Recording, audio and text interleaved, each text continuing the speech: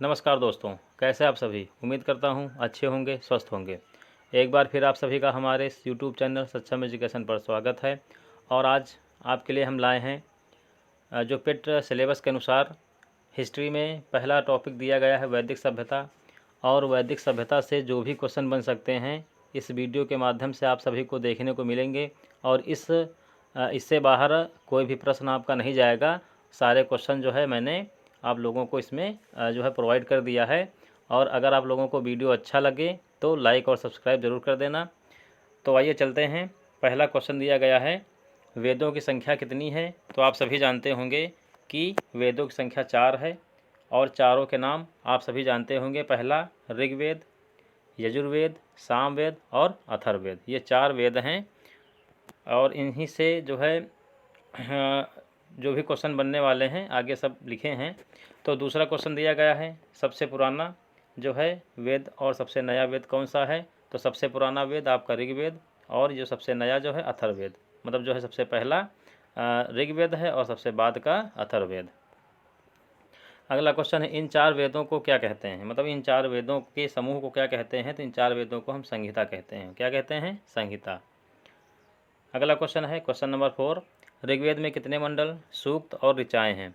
तो यहाँ से प्रश्न बन सकता है कि मंडल भी पूछ सकता है, सूक्त भी पूछ सकता है और ऋचाएँ भी पूछ सकता है। तो आप जो है इसमें जो है ऋग्वेद में 10 मंडल हैं, 1028 सूक्त हैं और जो है 10,462 ऋचाएँ हैं। अगला क्वेश्चन दिया गया है, वेदों के संकलनकर्ता को वेदों का जो संकलनकर्ता कौन है। मतलब जो है इनको संकलन किसने किया है। तो ये जो है कृष्ण द्वैपायन वेद व्यास जी ने जो है वेदों का संकलन किया है। अगला क्वेश्चन दिया गया है, ऋग्वेद के पढ़ने वाले को क्या कहते हैं। मतलब ऋग्वेद को जो पढ़ता है उसको क्या कहते हैं। तो उसको होत्री कहते हैं। क्या कहते हैं? होत्री। अगला क्वेश्चन दिया गया है, ऋग्वेद का तीसरा मंडल किसको समर्पित है। तो ये जो ऋग्वेद का तीसरा मंडल जो है ये आपका जो है सूर्य देवता, जिसमें इसका जो है नाम जो है सावित्री के रूप में कहा गया है। मतलब सूर्य देवता को समर्पित है। और इसी तीसरे मंडल में जो ये गायत्री मंत्र है इसी के द्वारा जो है सूर्य देवता की जो है आराधना की जाती है। और ये आपका जानते हैं गायत्री मंत्र। ये भी प्रश्न बन सकता है कि गायत्री मंत्र जो है किस वेद से लिया गया है या किस मंडल में है।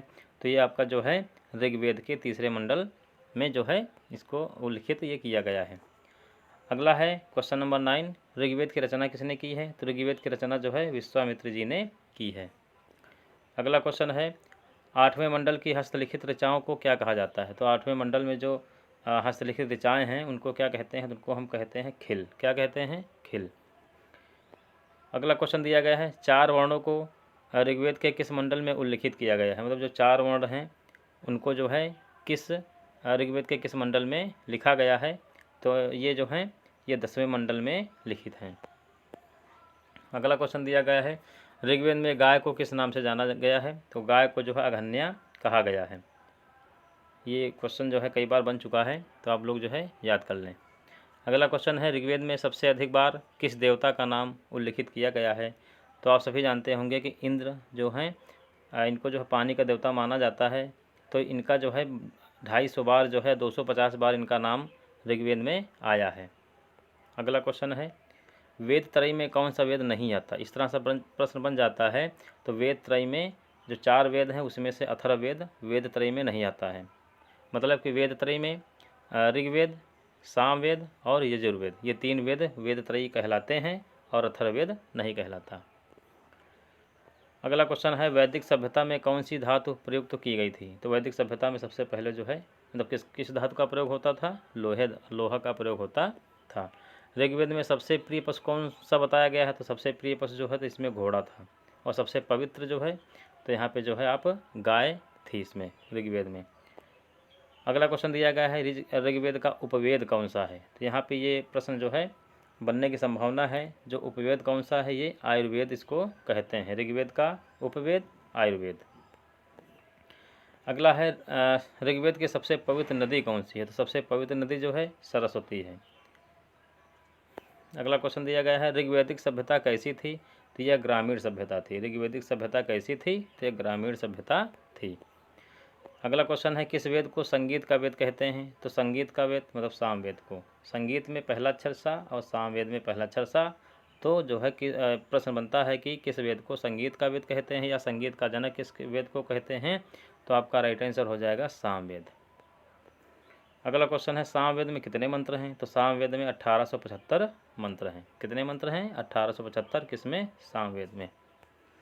अगला क्वेश्चन दिया गया है सामवेद के संकलनकर्ता को मतलब जो कौन है? तो सामवेद के संकलनकर्ता जो हैं भरत मुनि हैं।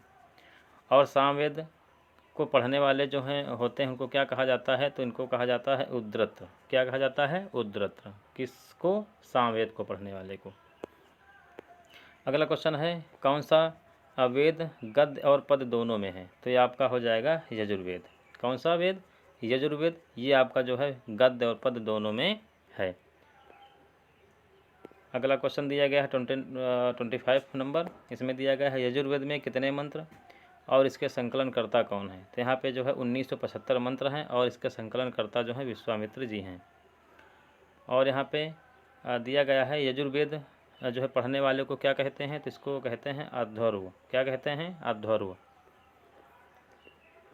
क्वेश्चन नंबर 27 इसमें दिया गया है यजुर्वेद का उपवेद कौन सा है? तो यजुर्वेद का उपवेद जो है धनुर्वेद है। क्या है? धनुर्वेद। किसका?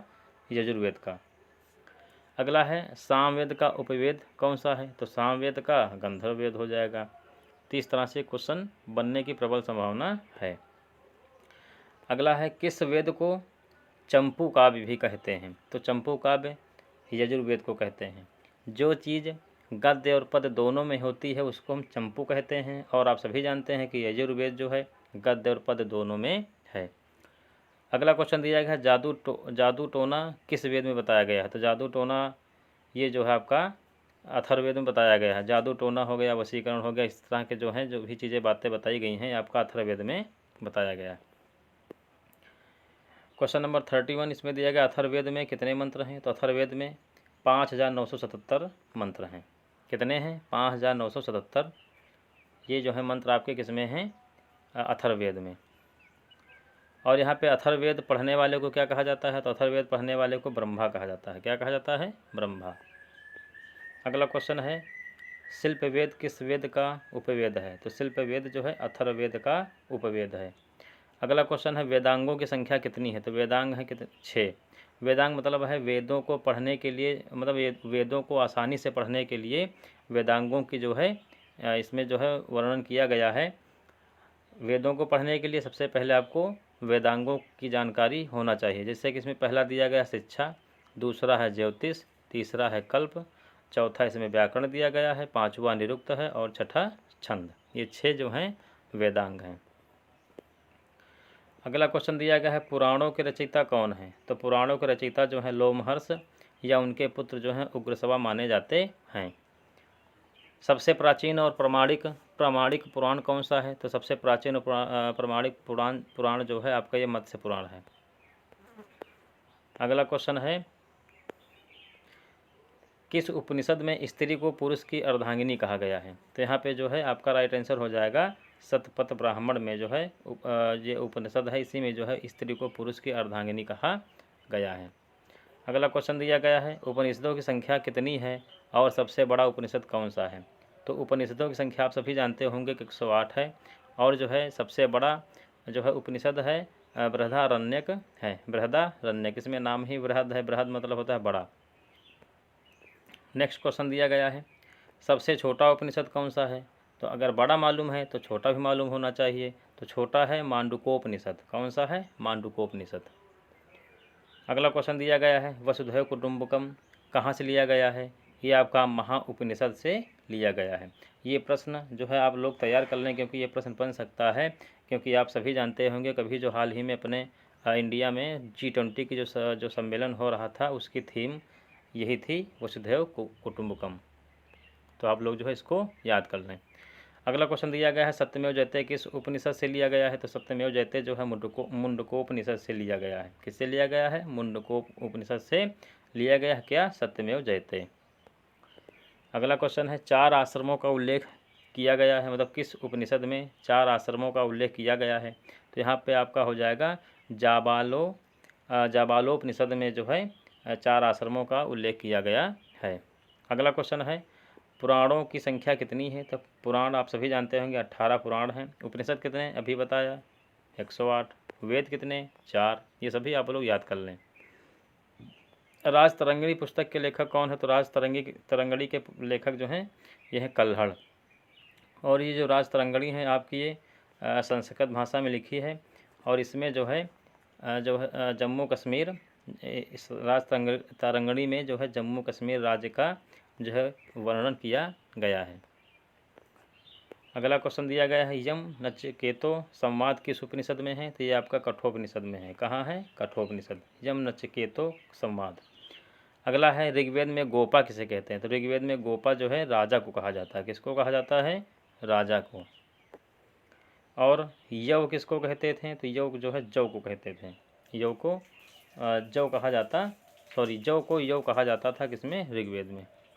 अगला क्वेश्चन है ऋग्वेद में समाज की सबसे छोटी इकाई क्या थी? तो ऋग्वेद में समाज की सबसे छोटी इकाई कुल थी और सबसे बड़ी राष्ट्र। अगला क्वेश्चन दिया गया अर्थशास्त्र के लेखक कौन है? तो अर्थशास्त्र के लेखक जो है चाणक्य हैं। इन्हीं को कौटिल्य भी कहा जाता है और इन्हीं को जो है कौटिल्य और इन्हीं को विष्णुगुप्त भी कहा जाता है। ये इनके 3 नाम हैं, कौटिल्य, विष्णुगुप्त और चाणक्य। अष्टाध्यायी पुस्तक के लेखक कौन है? तो अष्टाध्यायी पुस्तक के लेखक पाणिनि हैं। और इसमें जो है आपका आज का लास्ट क्वेश्चन है इतिहास का पिता किसे कहते हैं? तो इतिहास का पिता जो है हेरोडोटस को कहा जाता है। हेरोडोटस को कहा जाता है। तो आप सभी को जो है वीडियो देखने के लिए धन्यवाद। और जो है फिर आप लोगों से अंत में कहना चाह रहे हैं कि आप लोग सभी वीडियो पूरा देखा करें, तभी आप लोगों को पूरे क्वेश्चन मिल पाएंगे और बहुत ही कम समय में। और जो भी समस्याएं, भाई देखो जीवन है, समस्याएं आना एक आम बात है, लेकिन आप लोग समस्याओं से घबराकर अपनी तैयारी को मत रोक देना, क्योंकि जब तक पढ़ते रहेंगे तब तक आप लोग कंपटीशन में बने रहेंगे। तो इन्हीं सब बातों से आप लोगों से विदा लेते हैं और जो है फिर आप लोगों से अगले वीडियो में मुलाकात होगी। तब तक के लिए नमस्कार।